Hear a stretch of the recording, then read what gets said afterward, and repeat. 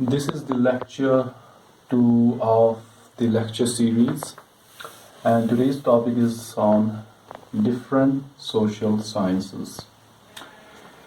In continuation of the previous lecture, we will now have a brief overview of the different social sciences that have undertaken to study the society. But before we do that, it is prerequisite that we have a brief discussion on two topics, that is, man's quest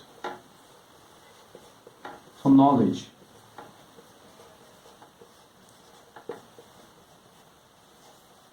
and why so many disciplines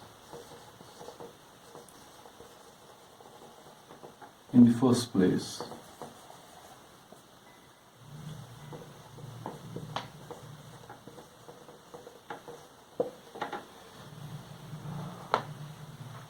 And using these two topics as the stepping stones, we would then move on to have the brief overview of the different social sciences and the social sciences in relationship to other disciplines. So let us take up the first topic, which is man's quest for knowledge.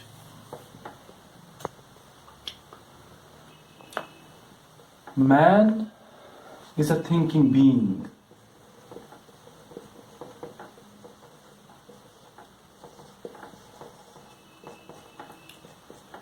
Who possesses the unique capacity of language.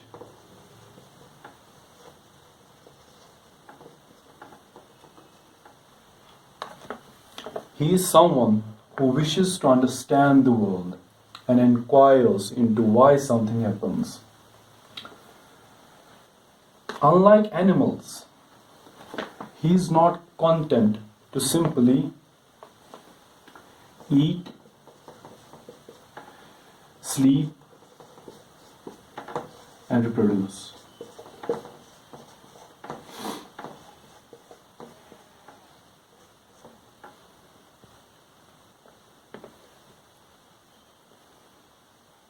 He is someone who wishes to understand himself as well as the world around him and his place in the universe. He is someone who looks for meaning, truth, love, beauty, justice.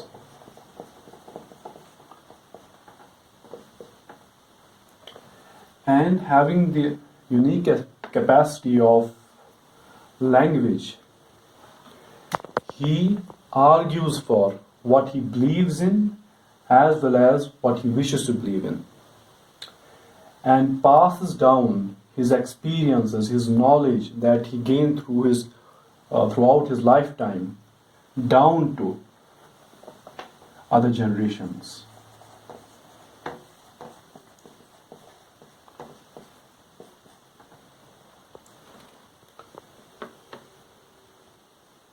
Suppose a car was to break down.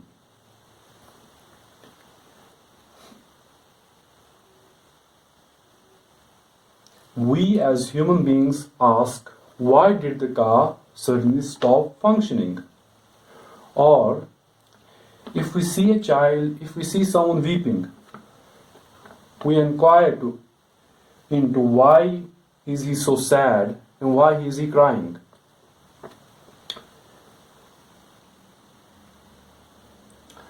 The fact that every society has a tradition which is rich in mythologies,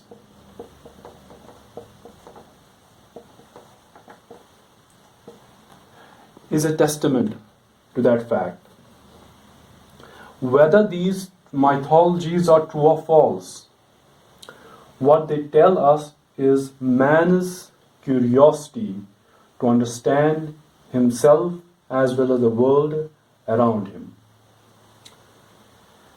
Throw a watch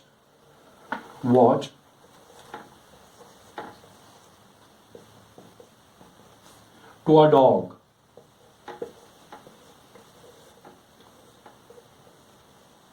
The dog will take a sniff at it, and finding that its smell is not that of a food, he will just leave it as. While as if we show the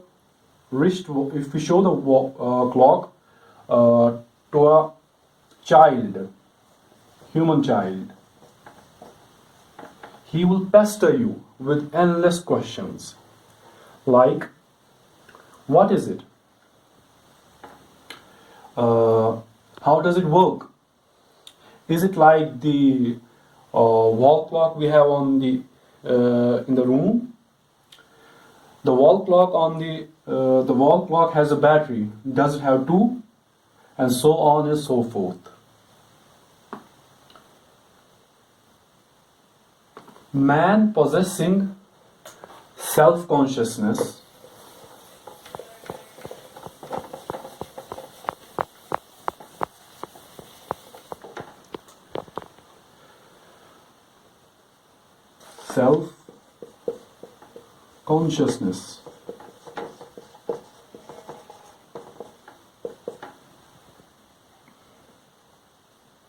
with a desire to understand how the world works, has built knowledge.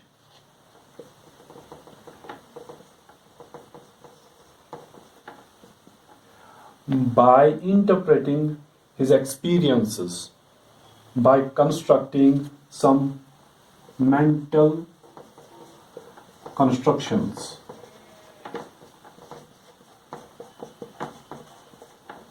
To impose meaning on his experiences, like theories, laws, models,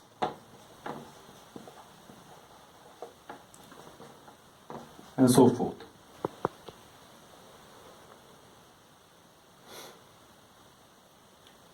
To illustrate it, let us take the example of the changes that we see happening around us or in the physical world, like the changes in the matter or things.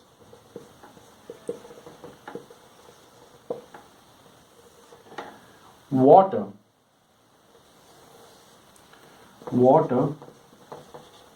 changes into ice,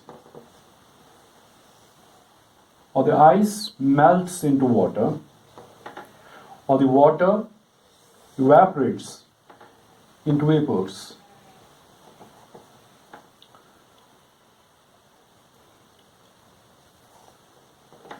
Or we see that the nutrients in the soil change into a tree.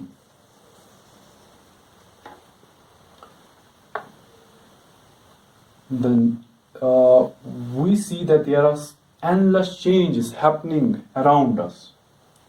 And to understand these changes in the matter, philosophers or social scientists devised the atomic theory.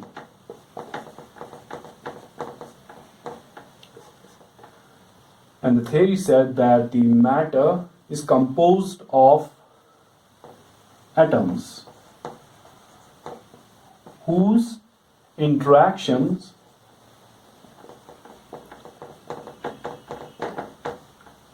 and arrangements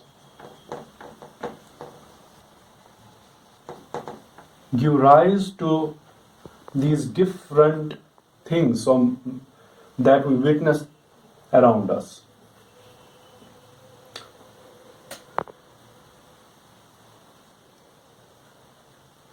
In the past and continuing to this very day, there have been attempts to propound a theory of everything. a theory that would explain everything that is happening in the universe. And one of the earliest theories was given by Thales, considered the first Greek philosopher, who propounded the theory that everything is water.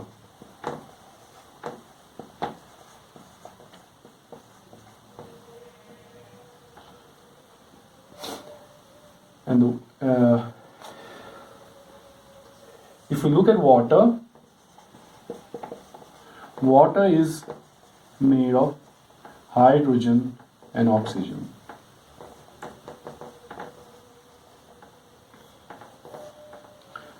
Which is in the ratio of 2:1.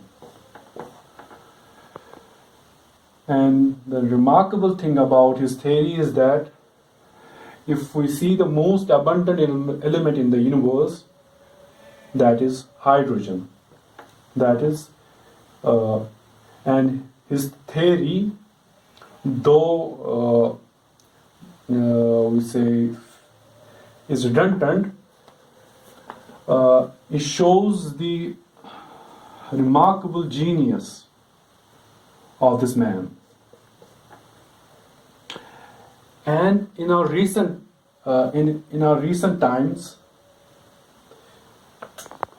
Einstein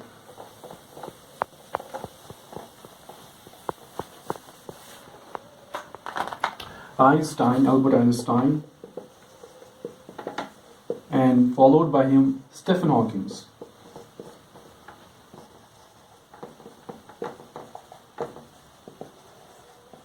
tried to give a theory of everything, but without much success. What we have instead are many disciplines of knowledge.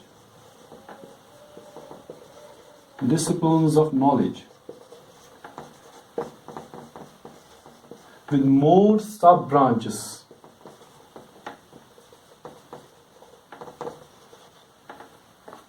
Of knowledge, trying to understand the world.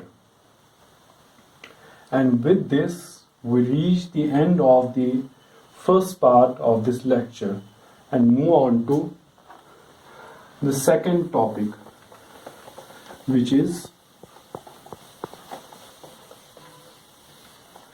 the question,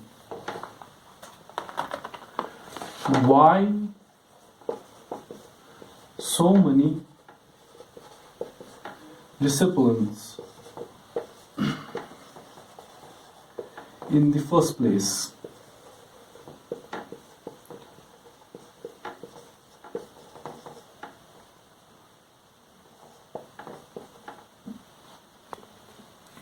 To answer this question, it would be worthwhile to narrate the story of blind men and the elephant.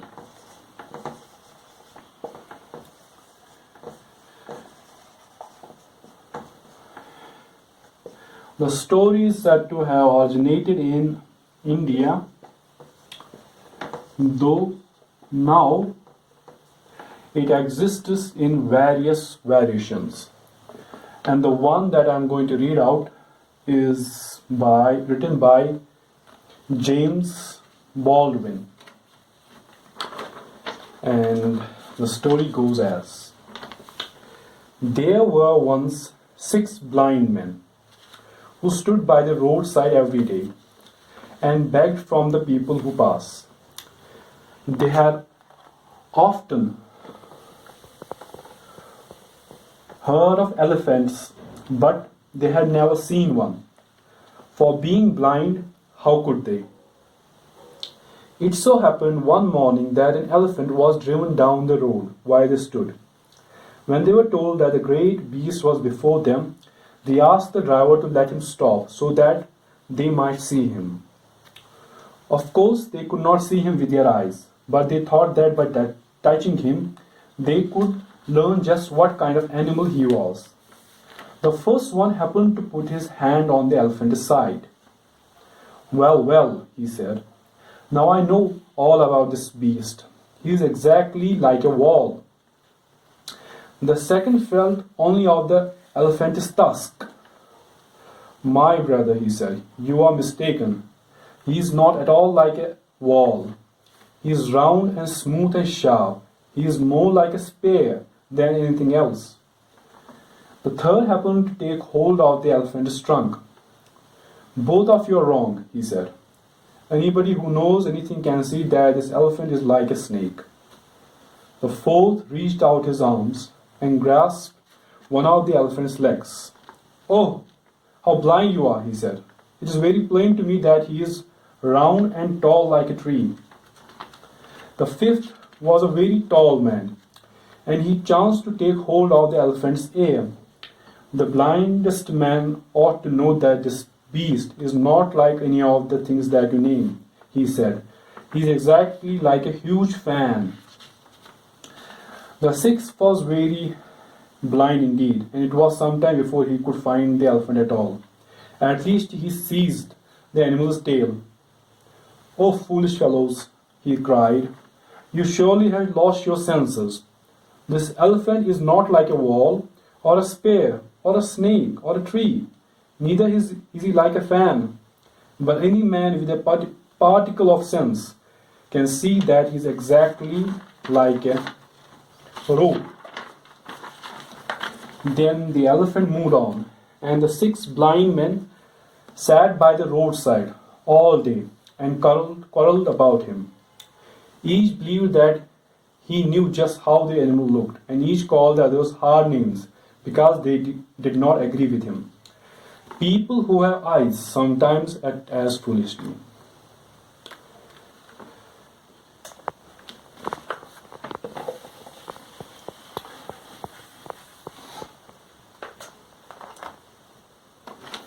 This story can be interpreted in a multiple of ways. But since we are here discussing the question of why so many disciplines in the first place,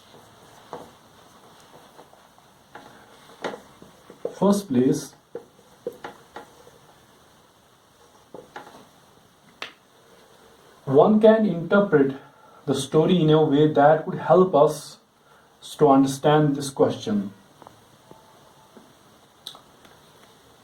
Each discipline, like the blind men, is helping us to see the world in a particular way, only partially, but the truth as a whole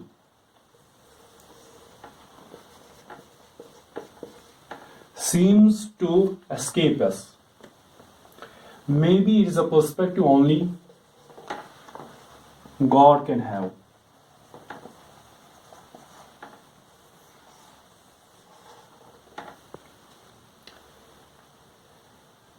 Each branch of knowledge is studying only some aspect of the world by having developed its own conceptual frameworks. Like physicists like to talk in the language of energy, force, acceleration, motion, or economists like to talk in the language of GDP, supply and demand, market, opportunity cost, and so on and so forth.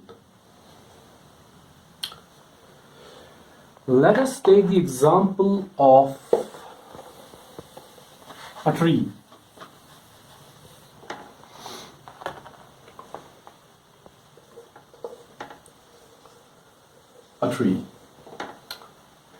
And we have here physicist, a mathematician, an economist, an artist, and a biologist.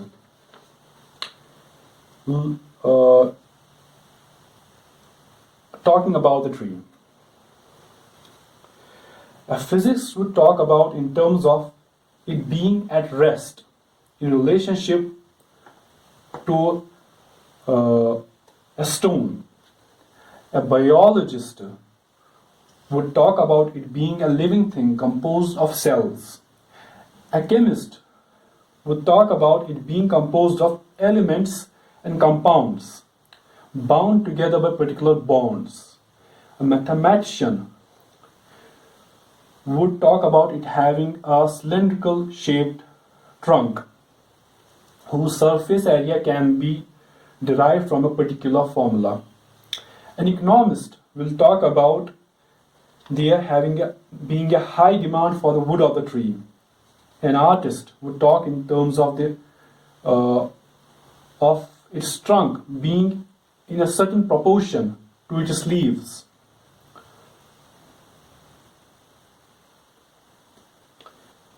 While reality is one, how it manifests or its manifestations can be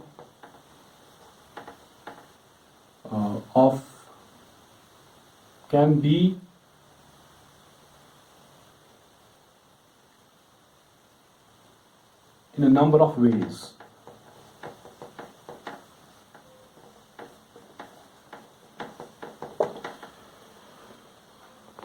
And each manifestation of it requires of us to construct different concepts to make sense of it. Moreover, it is the question of what question we are asking that gives rise to different disciplines. Suppose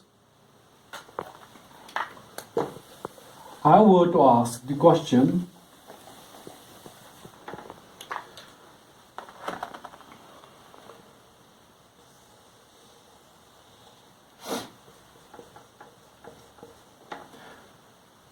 that the moon that we see in the night sky, where did it come from? This question is a question in cosmology, which studies the origin and the evolution of the universe. But if I were to ask the question, how does the moon emanate the light in the night? I would be asking a question in optics. Before we go further, the point to note is that since reality is one,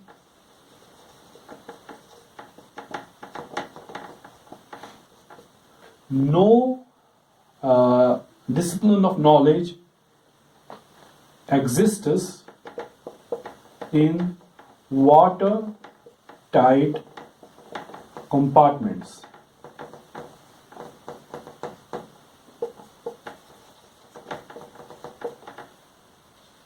And the disciplines tend to overlap in many of what they are inquiring about. With that, we would now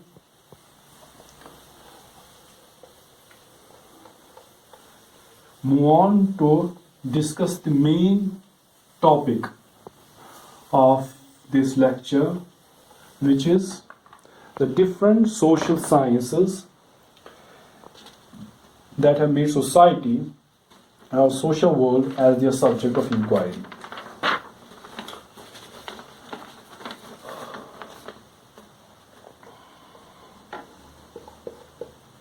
Part 3.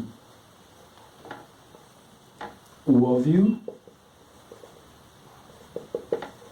of social sciences and the social sciences in relation to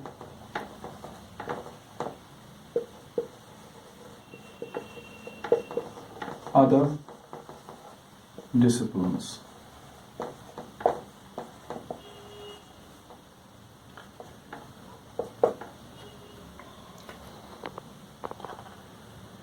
Let us shift our inquiring gaze from the moon, the shines, or the stars that twinkle, or the apple that falls. In short, from the mystery of the universe. Mystery of the universe to the mystery of man.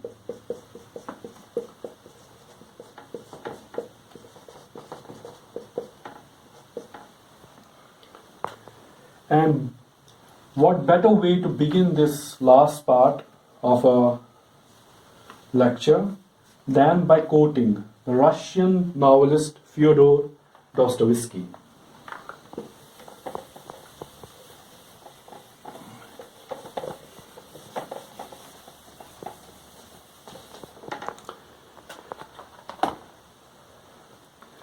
Man is a mystery. If you spend your entire life trying to puzzle it out, then do not say that you waste your time. I occupy myself with this mystery because I want to be a man. It is said that if the stars were to appear once in 100 or 1,000 years, we would look up at the night sky in amazement and wonder what they are. But since the stars show up every night and we have got used to witnessing them, we rarely gaze at the night sky in surprise and inquire as to what they are and where they came from or why they shine. The same thing can be said about our utter wonderless take on humans.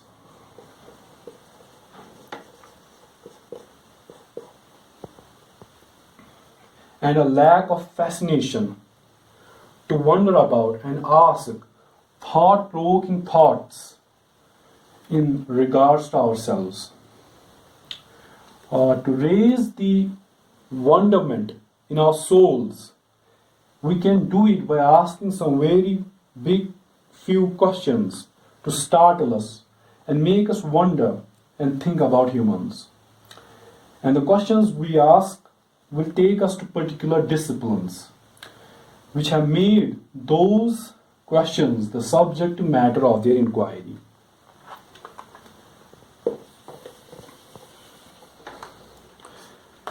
The first question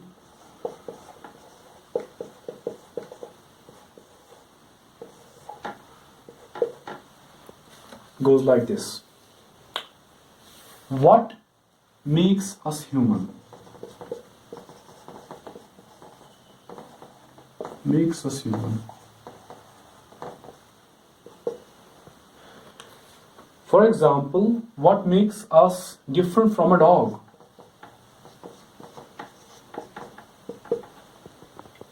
Suppose you are driving a car and you are driving it at very high speed and you hit and run over a dog, and as expected, the dog dies with its entrails, that is its intestines and everything else, bursts out. There are some stray dogs lying curled up on the pavement, and the humans are on the move as well. The death of the dog doesn't cause much commotion. The dogs lie where they are, and the expression on some men looking at the carcass of the dog with its entrails burst out shows some disgust, but nothing more. No newspaper reports the death of the dog. On the contrary, not far from the scene, a man is hit by a fast-moving car. People gather around the man who got hit and take him to the hospital, though he dies before reaching it. The man who was driving the car is chased down by the police and put behind the bars. Some newspapers even report his death. So what is about us humans that make us different from other living beings? A discussion on this question would take us into ethics, religion,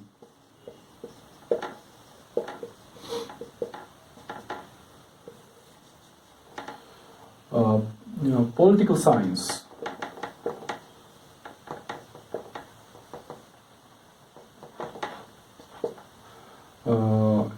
human rights, and even animal rights, and so on and so forth. Now the question 2. Suppose you're sitting in your room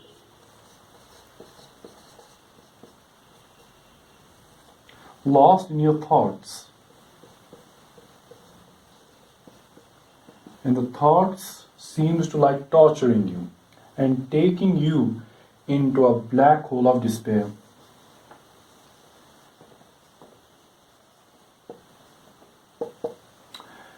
You are a recent graduate who is looking for a job.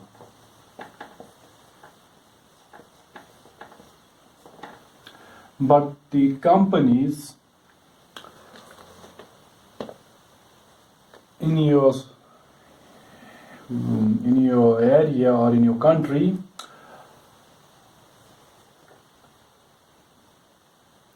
are showing the signs of there being a very little demand for labor. Little demand for labor. The unemployment is on the rise. Unemployment is on the rise. So instead of seeing the cause of your behavior simply as a personal thing,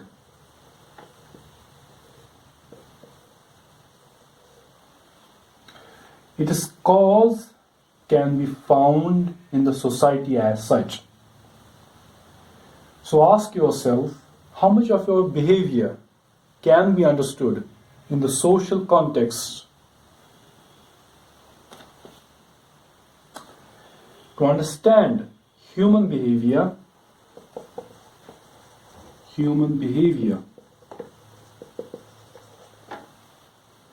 in social context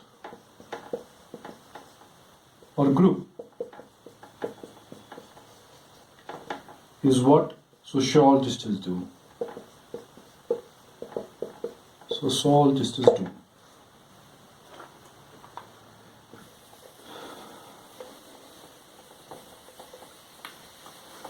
Now coming to the last question,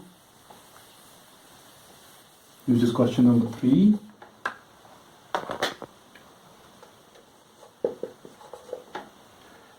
Similar to the question of where did the moon come from, we can ask the question, where did humans appear on the face of Earth, or how did the humans come into existence? Where did we come from?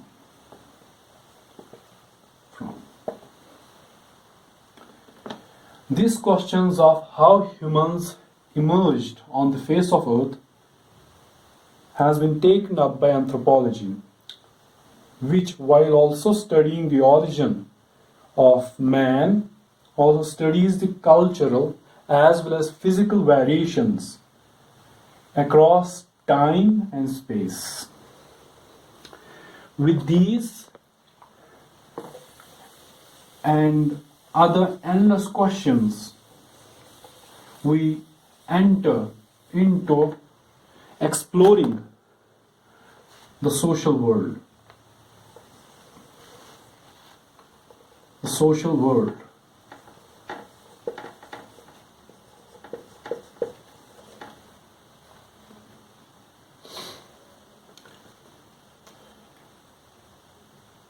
and begin our journey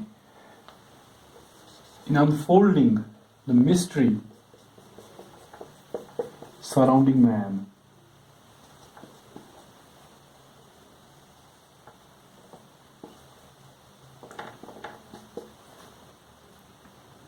That said, we will now have a brief overview of the different social sciences as well as the social sciences in relationship with others, with other fields of study.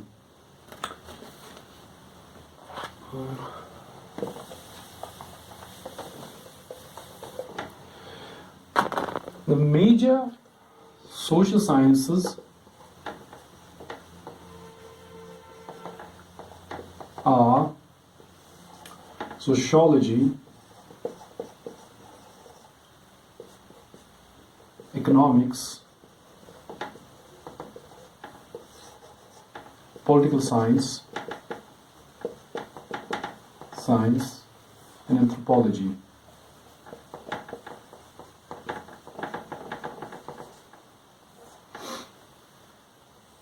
Like I said earlier, sociology studies the human behavior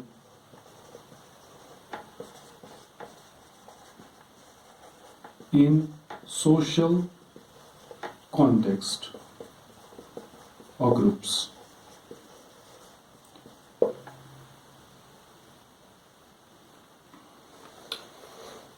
Economics, on the other hand, studies how humans allocate scarce resources. The word economics comes from the word oikonomia. It's a Greek word which means one who manages a household or household management. Like in the house, where we have scarce resources at our hand, which we have to distribute in a way which will be which will be efficient and for the good of the whole house. In a similar way, there are scarce resources in the society in the form of land. Or we have scarce resource of time, or the scarce resources of men. Which a society is supposed to allocate in order to produce the goods and services that society needs. Political science. Now coming to political science. The word politics comes from the Greek word polis, which means city-state. So a definition of political science can be devised as the study of the state, or a better discipline, or a better definition would be study of men in conflict.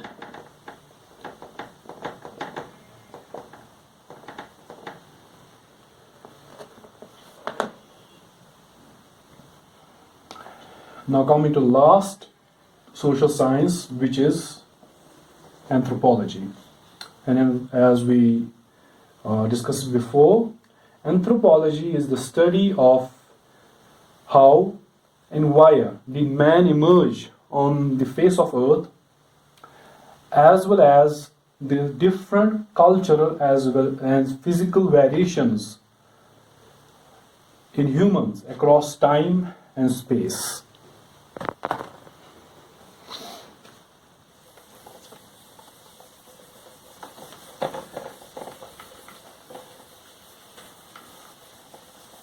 To understand the social world,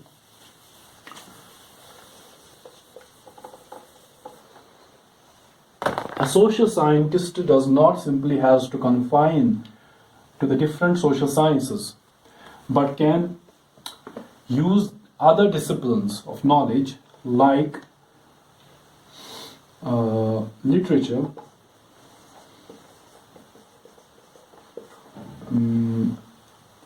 philosophy, psychology,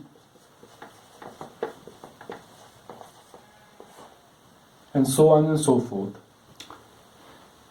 Literature, plays, dramas, poetry, novels, short stories, essays, and the list goes on. In short, man at best, with his play of words,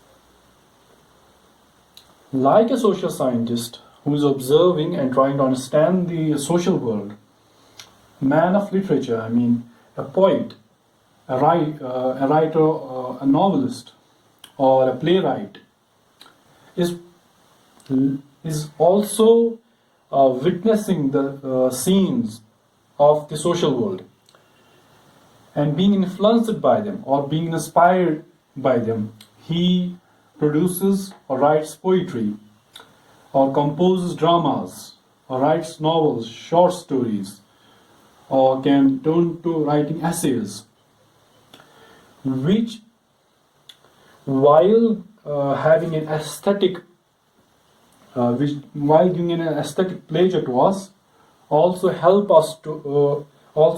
to reflect the social world that the particular writer lived in.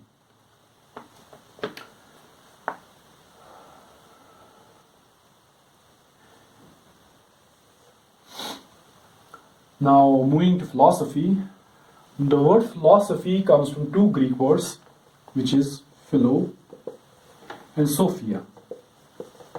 Philo means love, sophia means wisdom.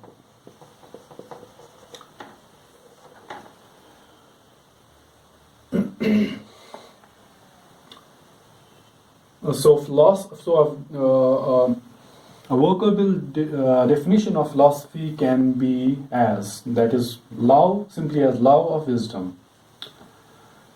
The point to note here is that all the disciplines of knowledge that we now see have their origin in philosophy.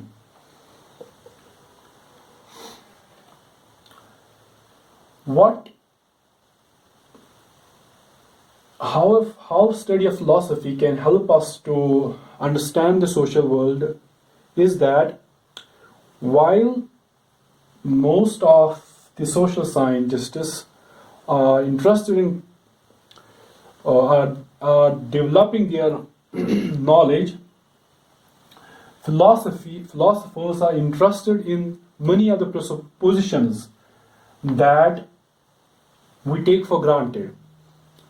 Like a philosopher might ask the question, what is knowledge?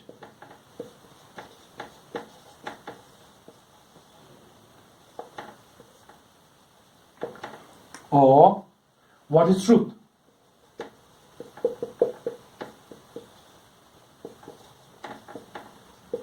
Or what is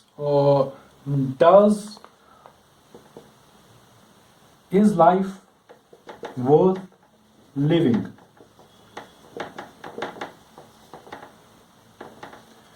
Or does God exist?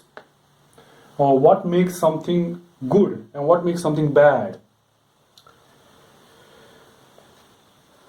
From that, we now turn to a good introduction to psychology, Uh, the word psychology comes from two words, psyche and logos. Psyche means soul or mind, logos means to study.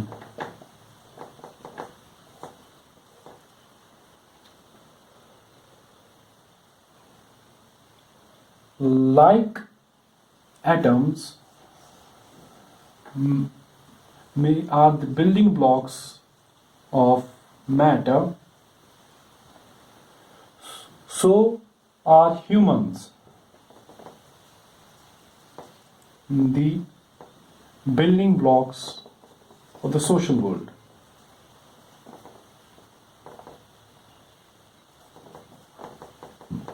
The social world.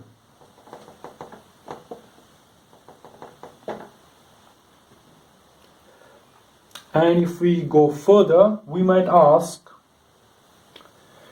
even in the humans, what is really real is mind.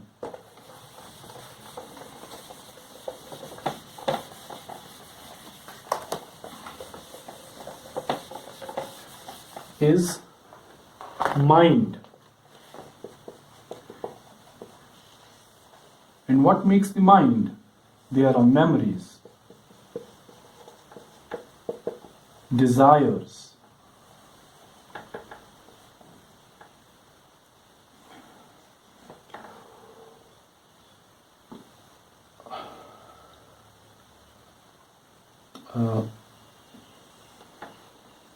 there is will, and so on and so forth.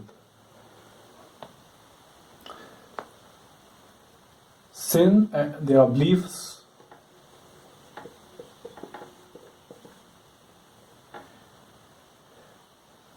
since much of how we act depend on all of these factors. So to understand the how to understand the social world, it becomes really interesting to understand what goes on in the minds of humans. And by understanding psychology, we are better equipped to understand the social world, whose building blocks are humans.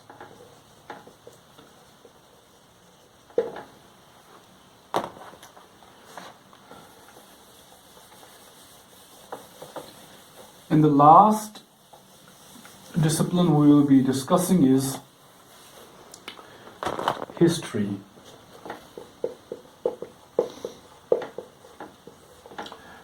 History is the study of the past from the written records that humans have left behind them. Why do we need to study the history? We need to study the history because to understand the present, we have to understand the past.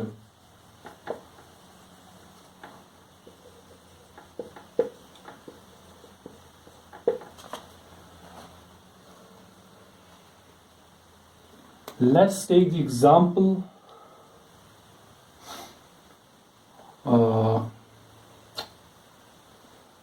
of this marker. You might ask, how did this marker reach me? Also, I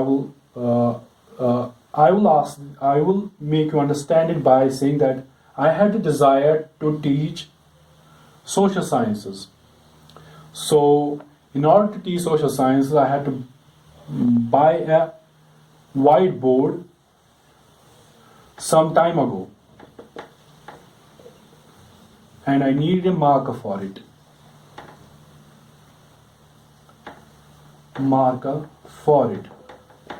So to understand why how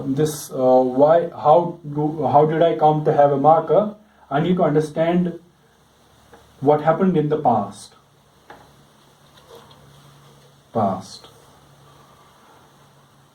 So for a social scientist, it becomes imperative to understand the past events to make sense of what is happening around him.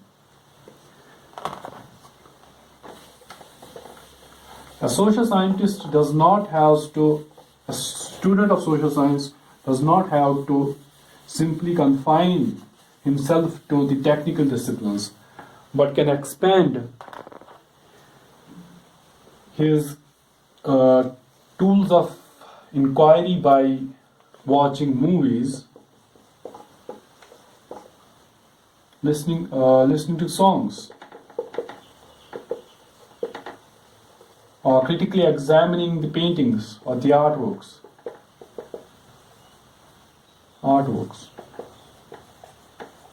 and so on and so forth.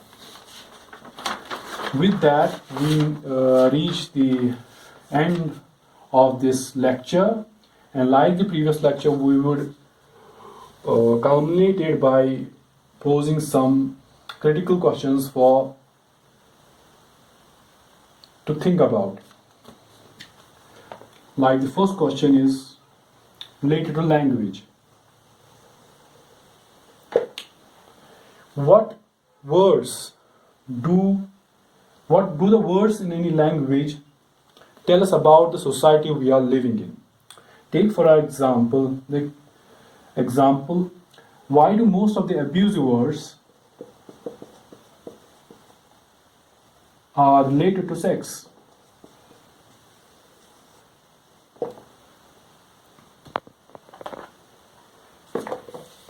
Question 2. Is religion a force of good or evil? Force for good or evil? Are ethics contingent? That is, are they dependent upon the existence of God? Can we have ethics irrespective of if God exists or not? Question 3. What would happen if we were to disband the police, courts, army, executive, and all the apparatus of the state? Can we do away with the institution of the state? Question 4. Does knowledge have to be scientific in order for it to be true?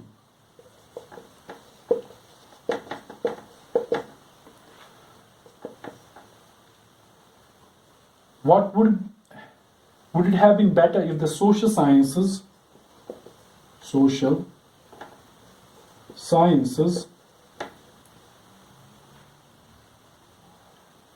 were called by social studies?